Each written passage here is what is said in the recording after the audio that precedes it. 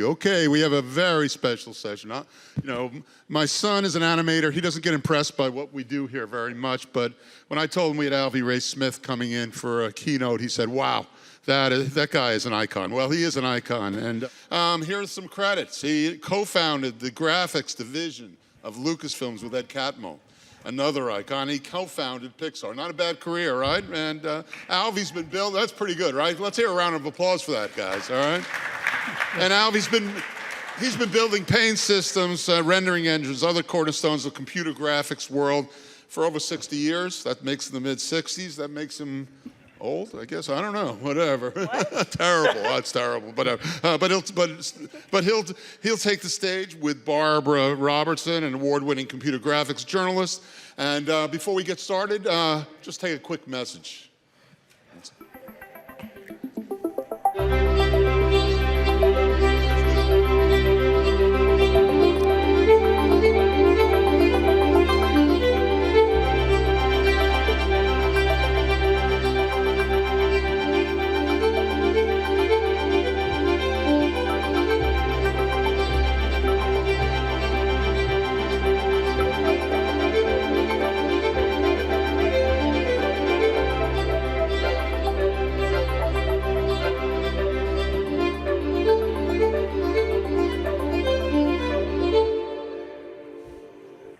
Alvy Ray Smith, who co-founded Pixar and then co-founded another company, Altamira, then sold that to Microsoft and became Microsoft's first graphics fellow. And then he decided to write a book. This is the book, The Biography of the Pixel. So why did you decide to write a book? Why did I write it? Huh? Why did I write it? Why did you decide to write a book? Well, what's important about it? I looked around one year and noticed that nearly all pictures in the world had become digital. They were made of pixels, and that there were a lot of them. In fact, nearly all pictures in the world are now digital. And considering the digital explosion, nearly all pictures that have ever existed are digital. And by digital, I mean they're made of pixels. And I wanted to write a book about that. Just to be sure we all understand what a pixel is, for example, since it's now become the atomic element of our new world. And another thing I observed was that just about the millennium, 2000, all the old analog media technologies coalesced into a single medium called the bit, or the pixel in the case of pictures. And I call that moment the great digital convergence, when everything became digital, everything analog went away. And nobody noticed. It happened, it was huge, and nobody said anything. So I decided to write this book to say, folks, something really big happened in our world, and this is it. And this is how it works. So let's start at the beginning. What is a pixel? Okay, I'm going to put up a picture of this basically shows all the slides we're going to use today while I explain very simply what pixels are. They definitely are not little squares. That gumball machine, where are the pixels? Up there, okay. Over there. In the upper left corner, the gumball machine made a little square. Those aren't pixels. Pixels have never been little squares. Not ever. Not even in the bad old days. That's a misconception I'd like to erase from the world now. So what are pixels? So it all comes down to a beautiful theorem I'm going to describe to you. By the way, there's no math in this book, but there are a lot of descriptions of the following variety. Think of a picture as a rumpled sheet. So you're looking down at the picture. It's a rumpled sheet where the heights of the rumples are the brightnesses of the points in the picture. Okay? Now we're going to let that sheet settle onto a bed of nails where the nails are equally spaced in both dimensions. Okay, now when that sheet hits the nails, we're going to save only the points on the sheet that touch the nails. And we're going to throw away all the rest of them. We call those sample points pixels. A pixel is a sample at a point on the continuum that was the original picture. Now here's the magic of the sampling theorem. It says if you do the sampling right, if you space the nails correctly, you can perfectly get back the original continuous analog picture. So did you hear what I just said? Apparently, I mean, when I did the sampling with the bed of nails, I threw away all the points on the sheet between the nails. That's an infinity of points. What the sampling theorem says is you don't lose them if you do it correctly. You can get them back when you reconstruct the samples in the following way. So, if you look at that middle picture, you'll see the little mountain. What the sampling theorem says is if you put that little mountain at each pixel, in fact, I show one red pixel, and I show it being expanded by the little mountain, just one little mountain. And you do that for every pixel and add up the result. So notice the little mountain is an analog thing, continuous thing. If you do that at every pixel and add up the results, you get the original picture back. That's magic, folks. That's one of the most beautiful theorems in mathematics. It basically says that little mountain, the infinity in that little mountain, that little blob of infinity that you spread each pixel with, carries the infinity that was in the original picture. It's not an approximation of the original picture.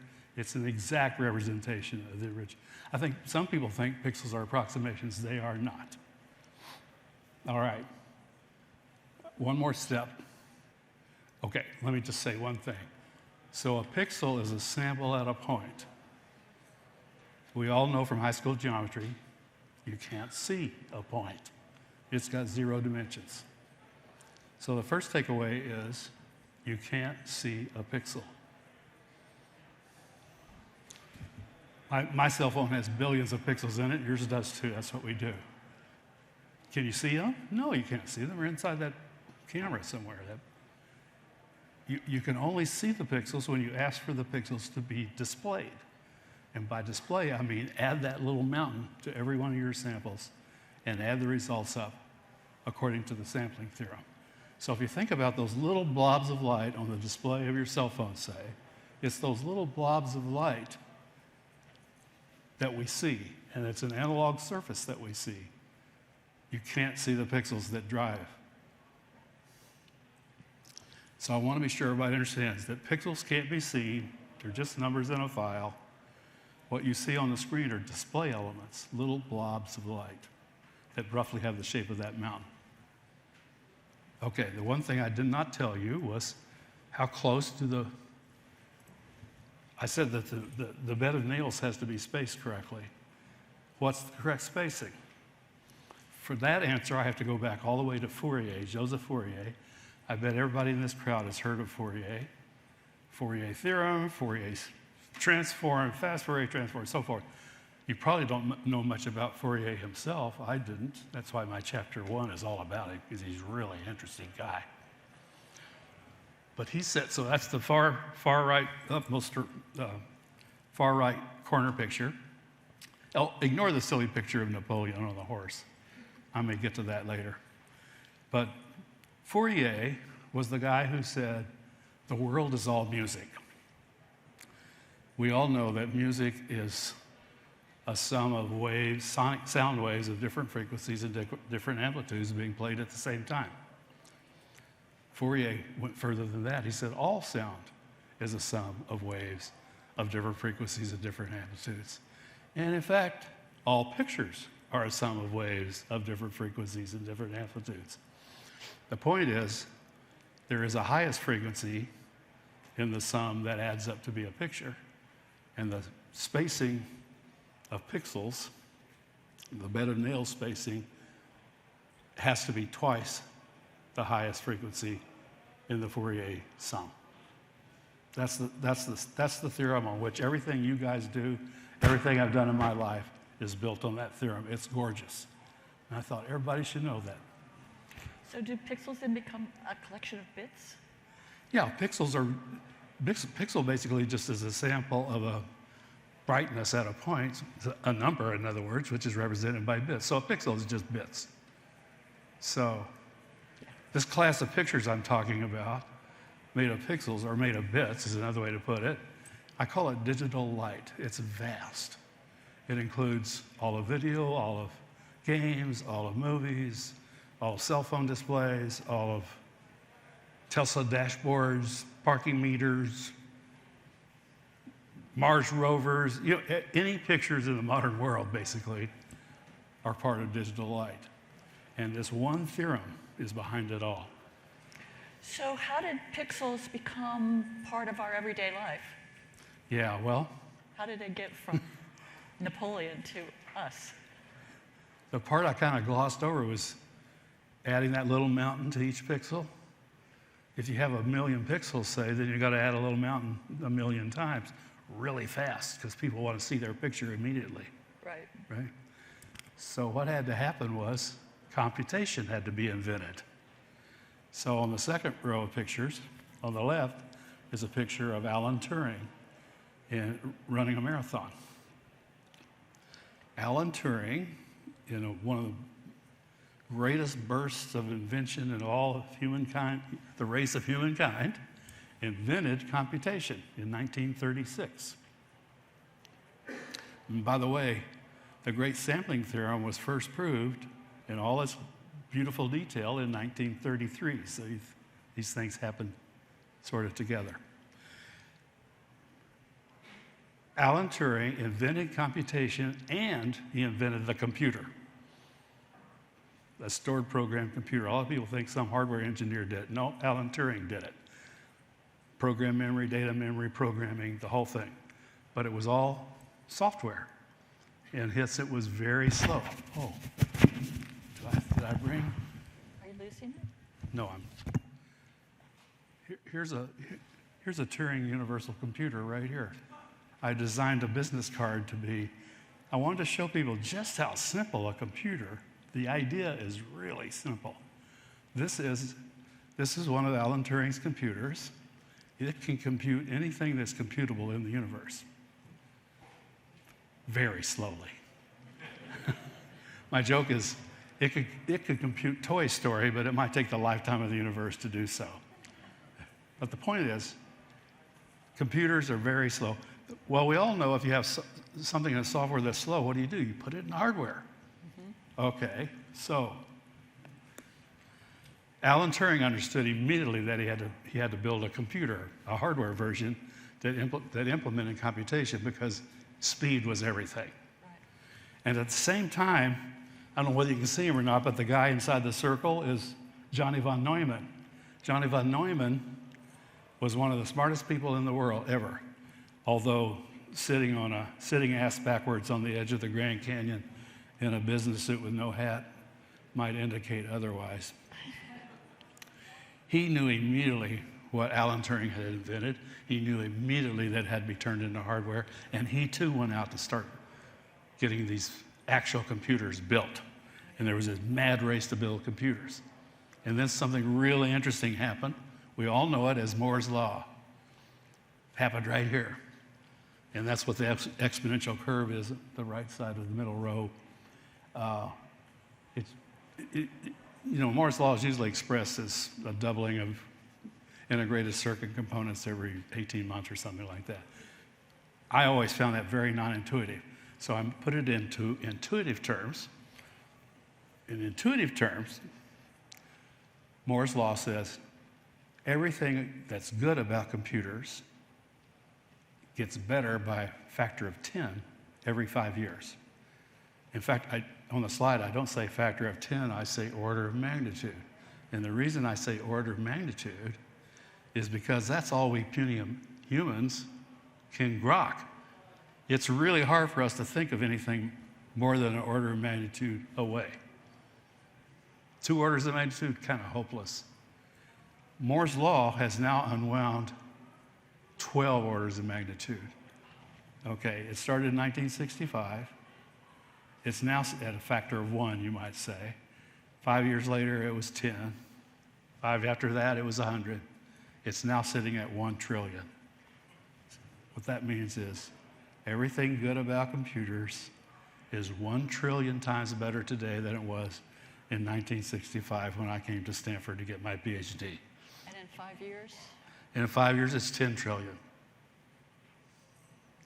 And the reason that Moore's law works is because a bit takes up no space. And the engineers, once they figure out how to make it even smaller, figure out a way to make it even smaller again. And not only that, but we have another exponential working now, and that's parallelism. If a computer is now 1 trillion times smaller than it was, you could put 1 trillion of them in the same space as the old computer. So we get another exponential. And all these exponentials are they're beyond what we humans can understand. So I like to say 2 things. You can't know where we're going. This order of magnitude increase in capabilities is beyond human understanding.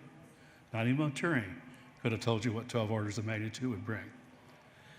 And Turing himself said in 1936, he proved a theorem that says, you can't know what a program's going to do. He proved it. You can't even tell if it's going to stop. So we're in this, what we're celebrating here today, and with the book, I hope, is we're involved on this explosion. I call it a supernova explosion of computing power. It's taking us to places we don't know. And the only way to find out what's going to happen is just get on the wave and surf it, because you can't. So Let me just say one more thing, Barbara. yeah, sure. That center picture is a picture of the first color pixels. Now, it can't be the pixels because you can't see them. This is the display of the first color pixels, Right. which I found from my book, got done in 1967, just after Moore's Law. So it took Moore's Law to do this. One of the first fruits Wow. of Moore's Law was color pixels on a simulator for the Apollo Moon project. Amazing. Okay, Okay, so you mentioned digital light. yeah. The computing has made this possible, and what is it? Yeah, well, part of it's just let's surf this wave and find out, right? but let's start with a picture of the animated boar, Okay. lower left. I love this picture because I think it's the earliest animation. It comes from the cave of Altamira in northern Spain. Apparently it was painted on the walls of this cave somewhere between 20 and 35,000 years ago. Yeah. If you think about it, wait a minute, this is far more advanced than pictographs. Look, it's shaded. Moving. It's animated. By the way, I used Photoshop to take it apart into 2 images and do a GIF animation, and it's beautifully animated too. That boar runs. Okay. The point I'm trying to make with that picture is what digital light brought us was, for the first time in the history of the world, we could separate the picture from the medium. In fact, we can go back that silly picture of Napoleon in the upper right. That was a painting by David for his brother, for Joseph Bonaparte. Yeah. Well, at that time, which is about 1800, there was no way to get that picture anywhere else in the world but to carry the actual painting Right. somewhere else, until we separated the picture from the medium Right. with pixels. That's the world we're all in now. Okay. So you also mentioned the great digital convergence. Is this all leading to that? Well, yes. with everything, with all pictures now bits or pixels, and computers immensely powerful, we can now do what we're doing. We can make movies. In my world, we made the first digital movie. And by the way, the great digital convergence happened about, I think I said already, the millennium, the year 2000. Yeah. For video, when did the great digital convergence happen? HD TV standard was adopted in 1998, right at the millennium. The DVD standard was adopted in 1996 and went public in 2000. I had my first serious SLR camera on a safari to Africa in 2001. The millennium was the moment when it happened. And nobody said anything. Okay, all right. So, yes, I did Pixar. So there is Pixar in this book, and I'm very proud of Toy Story, of course, the first movie. But I also tell the stories of other people who got there at the same time, similar routes. So the people who did Ants and the people who did Ice Age, we all grew up together doing the same things, right? Okay. And then the final slide I'd like to talk about is the lower right. In fact, maybe I'll just actually blow it up to that one. See, I could have been doing this all along. AI. If you think about it, AI, the stage we're at in AI right now, is also a result of everything becoming bits with massive amounts of computing power available. We are in the process of digitizing all human knowledge that's in the form of books or text. And we're also building, the computers are vastly more powerful than they've ever been before, and they're still getting more powerful. We're building data centers where all these bits can be processed by these computers, looking for patterns. That's sort of where ChatGPT and the Midjourneys and all that stuff exist today. 5 years from now, what's it going to feel like? You don't know. That's what I'm telling you. You don't know where it's going to be 5 years from now. It's pretty darned exciting, though. And the reason I'm talking about AI, first of all, let me just tell a little bit about myself. How much time do we have? We have 7 minutes. Okay. You got the rest of the day. Thank you. You might be surprised to hear that I came out to Stanford in '65 to learn about this new subject called artificial intelligence. I was enamored of the concept. You mean, and I was in love with computers. I said, you mean this computer model might explain how this works? This being the most interesting thing in the world? How do human minds work? That's really the most interesting thing in the world to me. It still is, by the way. I don't think we're anywhere close. But we're getting closer all the time. So I studied AI for several years until I finally said, I don't think this is going to happen in my lifetime. Maybe I better go off and do something like the first movie, actually get something done.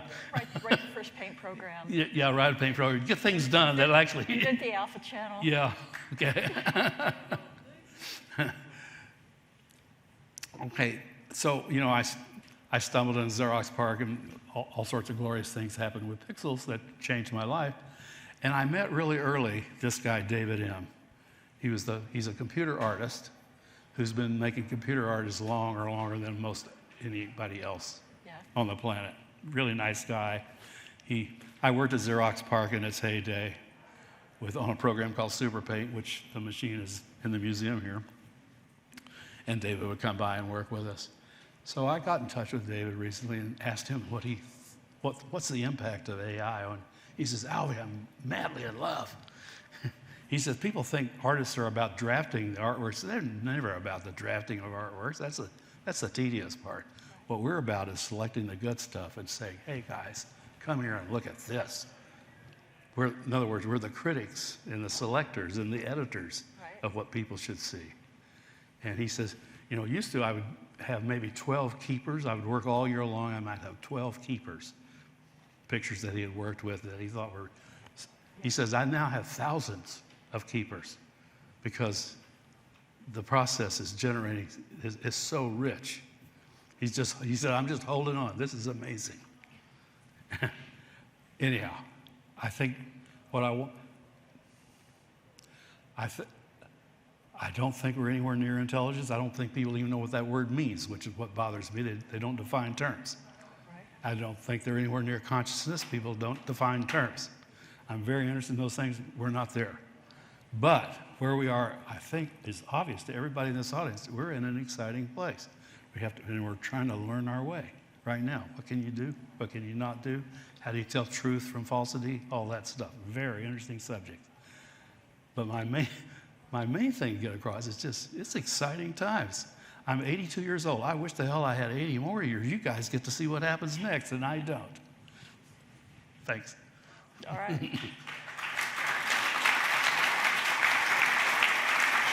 What? Shall I ask you more about items and that sort of thing, or should we open it up to Q&A? Let's do Q&A if somebody might have a question. Anybody have a question? Yes, sir. Yeah. I got a crazy question. Uh-oh. Well, good. That might be... You're going to be the guy to answer. First of all, I'm a computer graphics animator. I own my own shop in San Rafael, where you guys started the Pixar. So, I'm going to ask you a crazy question. Okay. I first of all, Alpha Channel, thank you. You're welcome. Couldn't have been able to do it. Thanks for all the extra channels, ILM, that you made afterwards. I've always had a big question about the parallels between what happened in Silicon Valley and in Palo Alto and Stanford in 1965 and your time frame between the invention of the computer and everything that we have today, and what was happening at the same time with the acid tests that were happening in the area, and the what was going on at Stanford. Was there? I will just say that they were related. There's something very intriguing about how we got to today with what happened in this little tiny area, and. I think that's all I'll say, but there was definite relationship. So the fact that that people might say that those psychedelics. I can personalize it a little bit more Yeah. than I just did. You know, I grew up really strict Southern Baptist in New Mexico with short hair, and I came out to the Bay Area in 1965, and the Summer of Love happened, and everything changed. Suddenly I realized, I can make art the rest of my life. I don't have to be an engineer. Yes. I could, you could do, the idea that suddenly sprung loose, and you can, it was just in the air. You can say it was because of the drugs or just because it was the vibrations of the times. Everybody started having the feeling like, oh, I can question things that have been and maybe turn them and go a slightly different direction. And a lot of us did. And I realized that, I'd grown up painting, but I hadn't paid much attention to it. That, I could paint and do computers. An idea just opened up. And once you have these ideas, you can pursue them. I don't want to say that I use drugs to pursue them because that's just not true, but that's certainly consistent with the whole thing that was happening. Anyone else? Well, first of all, thank you because you have made my childhood very beautiful. So I really appreciate that. I'm a big fan. I'm Jose Maria from Reca.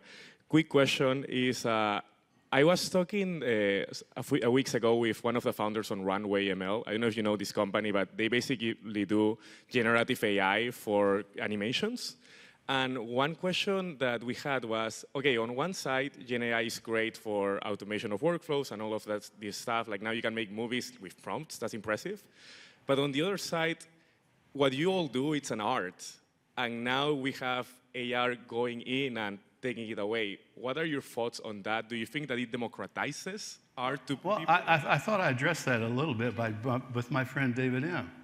He's an artist. He's devoted his life to it. He doesn't feel like AI is stealing his art.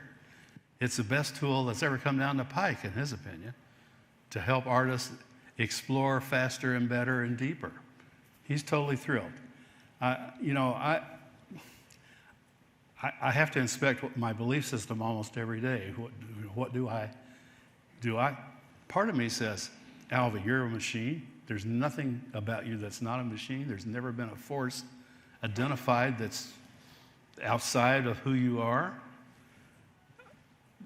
I must be a machine. There must be an explanation of how this works somewhere. But I have not seen anything that gets close to it.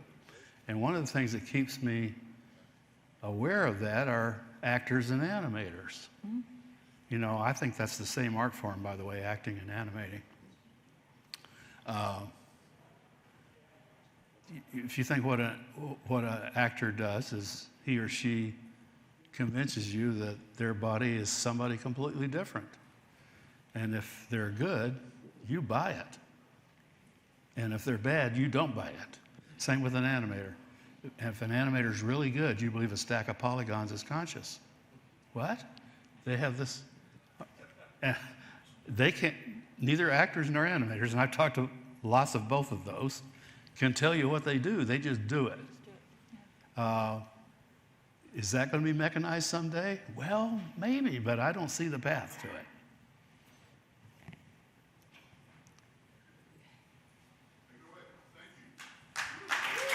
Thank you.